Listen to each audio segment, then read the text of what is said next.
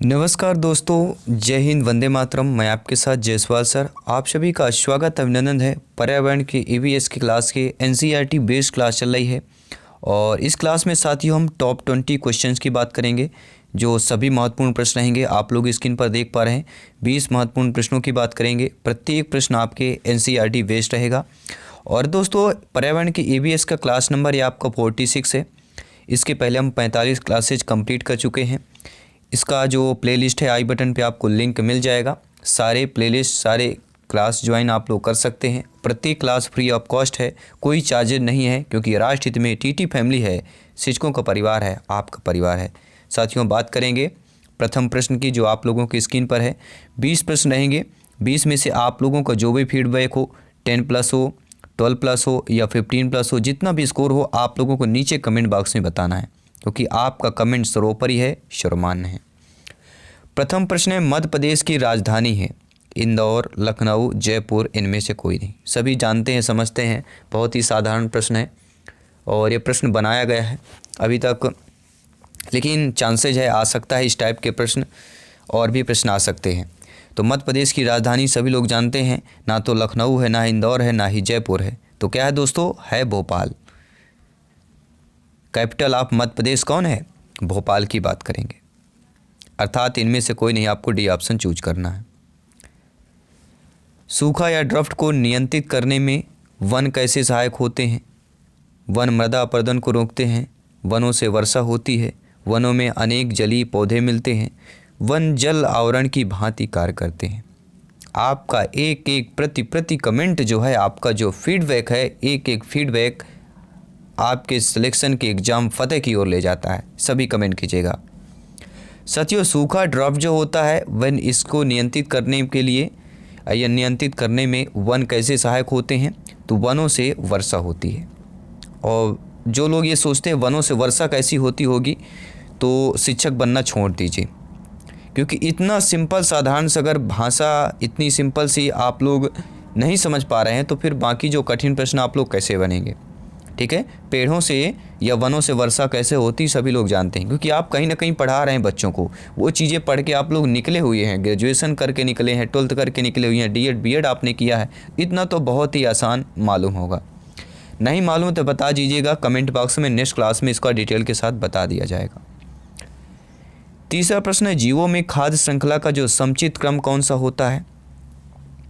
घास, भेड़िया, हिरण, सर्प, जीवाणु, घास, खरगोश, भेड़िया, घास कीट, पक्षी सर्प या घास कीट, हिरण सर्प। सभी जानते हैं कि खाद्य जाल से एक प्रश्न जरूर आता है। तो जीवों में जो खाद्य श्रृंखला का समुचित क्रम होता है, वह होता है पहले घास, हरे पेड़ पौधे। घास को कीट खाता है, कीट को कौन खाता है? पक्षी खाता है, और पक्षी को कौन खाता है? सर्प खाता है। तो ये जो हमारा क्रम दिया गया है, यह समुचित क्रम है जीवों के खाद्य श्रृंखला का। सी ऑप्शन सही हो जाएगा।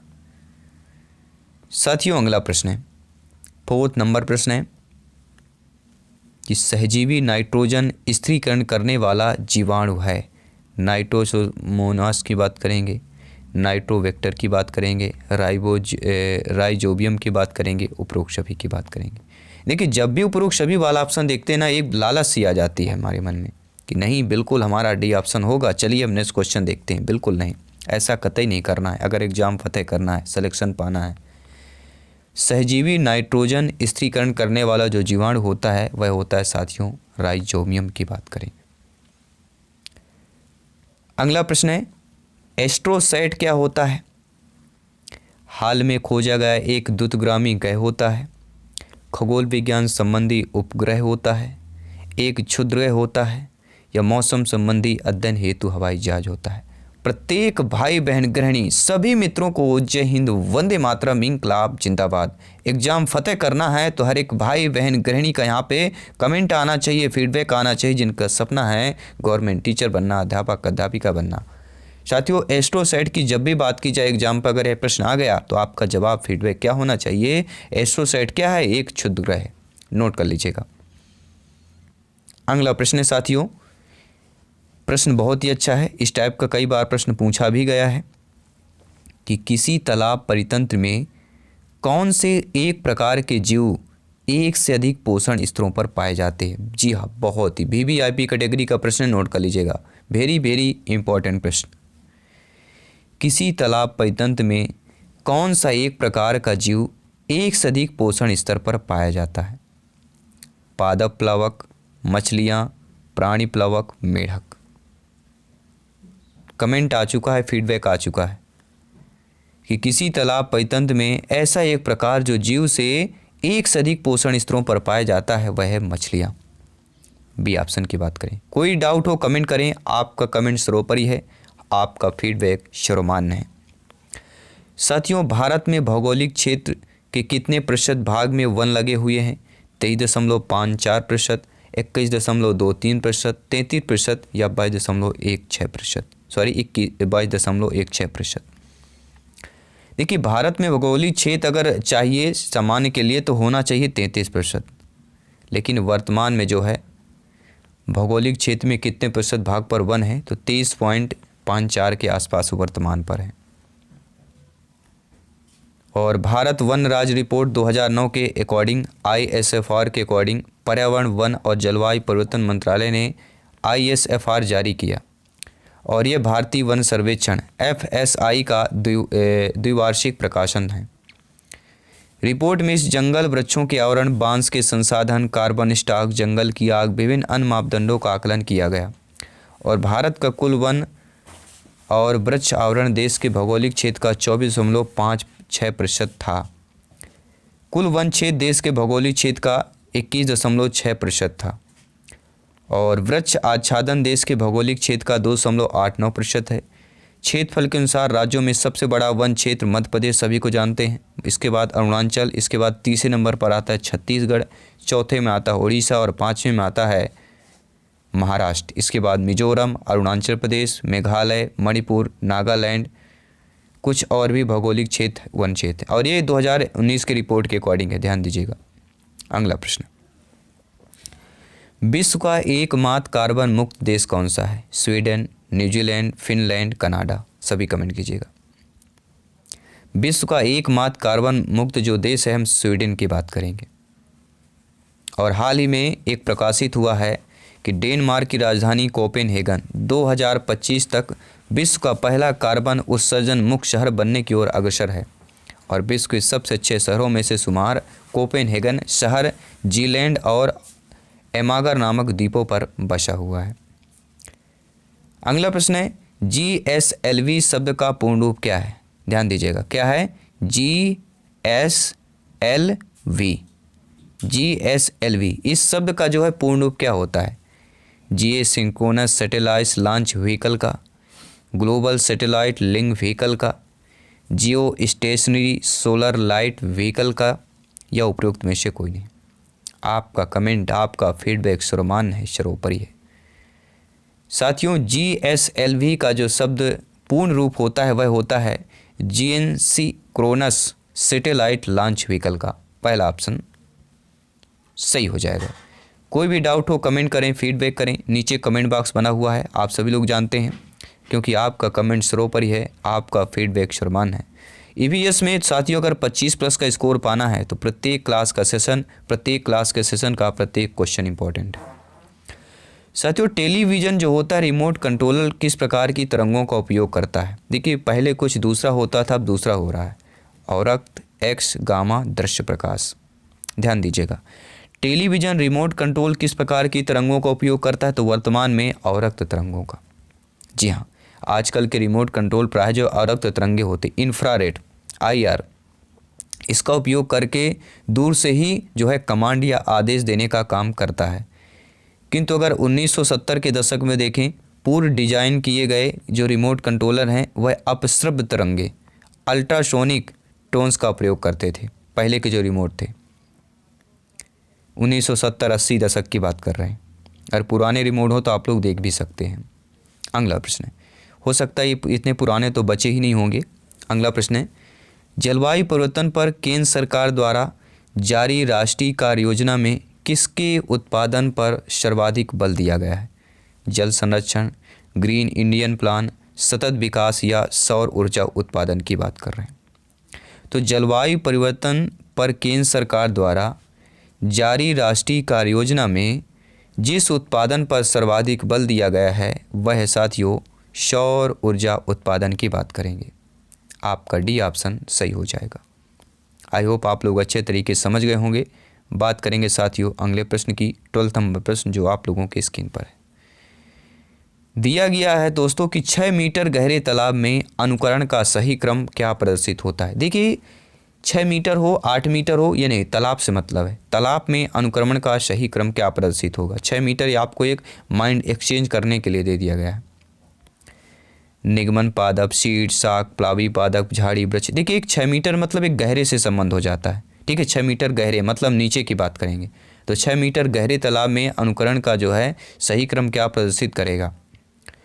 तो जो हमारा सही ये शुद्ध क्रम होगा वह होगा निगमन पादप, इसके बाद होता है प्लावी पादप, फिर इसके बाद रीड, इसके बाद शौक, झाड़ी, वृक्ष।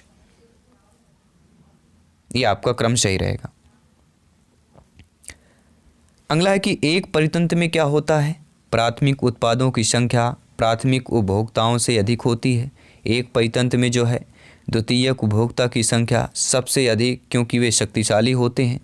एक परितंत्र में प्राथमिक उपभोक्ताओं की संख्या जो है प्राथमिक उत्पादों से अधिक होती है, या प्राथमिक उपभोगी कम से कम प्राथमिक उत्पादों का आश्रित होते हैं। तो आप सभी लोग जानते हैं जो एक परितंत्र होता है वह प्राथमिक उत्पादों की संख्या प्राथमिक उपभोक्ताओं से अधिक होती है। देखिए जब प्राथमिक उपभोक्ता होंगे, उत्पादक अधिक होंगे तभी तो यहाँ पे पूर्ति हो पाएगी। अर्थात जो प्राथमिक उत्पादक होता है वह हरी घास, पेड़ पौधे, पत्तियाँ ये सारी होती हैं। तो प्राथमिक उपभोक्ताओं से ये पेड़ पौधे जो छाया पत्तियाँ होती हैं, हरी घास ये अधिक होती हैं।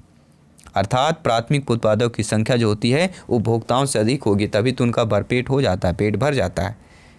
अर्थात हम क्या हो गए, हम प्राथमिक उपभोक्ता हो गए मान लीजिए फॉर एग्जांपल, और जो हमारा भोजन होता है वह प्राथमिक उत्पादक होता है। तो हमारे घरों में भोजन अक्सर देखिए बच ही जाता है, घटता कम है लेकिन बचता ज़्यादा है। एक नॉर्मल पर देख रहे हैं तो मतलब क्या होता है, क्योंकि हम उतना ही बनाते हैं या एक्स्ट्रा बनाते हैं। ठीक है, तो एक फॉर एग्जांपल पर ले रहे हैं अपनी नॉर्मल होम, वहाँ से की बात करें, वहाँ की हमारा सही ऑप्शन सही हो जाएगा पहला जो आप सभी लोग जानते हैं। इकोसिस्टम के अजीवित घटक में क्या होता है। देखिए अजीवित घटक और जीवित घटक ये ध्यान दीजिएगा, इकोसिस्टम की बात कर रहे हैं। तो इकोसिस्टम में अजीवित घटक में क्या होता है, ऊर्जा का प्रवाह होता है, पदार्थों का चक्रण होता है, उपभोक्ता होगा या ऊर्जा प्रवाह और पदार्थों का चक्रण दोनों होता है। देखिए अजीवित घटक है, अगर यहाँ पे जीवित घटक होते तो ऊर्जा का प्रवाह हम मान लेते, लेकिन यहाँ पे अजीवित घटक दिया गया है इसलिए पदार्थों का चक्रण हो जाएगा। बी ऑप्शन सही हो जाएगा। आई होप आप लोग समझ रहे होंगे। 15वां प्रश्न आप लोगों के स्क्रीन पर है। चने के पौधे साइसर एरिटिनिम द्वारा स्थिर की गई कुल ऊर्जा पूरे इकोसिस्टम में क्या कहलाती है। यानी चना का जो पौधे होते हैं उनके द्वारा स्थिर की गई कुल ऊर्जा पूरे इकोसिस्टम में क्या कहलाएगी। प्राथमिक उत्पादन, सकल उत्पादन, द्वितीयक उत्पादन, इनमें से कोई नहीं। आपने उत्पादन में पढ़ा होगा, कुटीर उद्योग, ये सारी साइड 10th में सोशल साइंस या 8th क्लास में सोशल साइंस में मैंने थोड़ा याद आ रहा है मेरे को, काफ़ी टाइम हो गया। तो यहाँ पर जो आपका सकल उत्पादन से संबंधित मेरे ख्याल से होना चाहिए।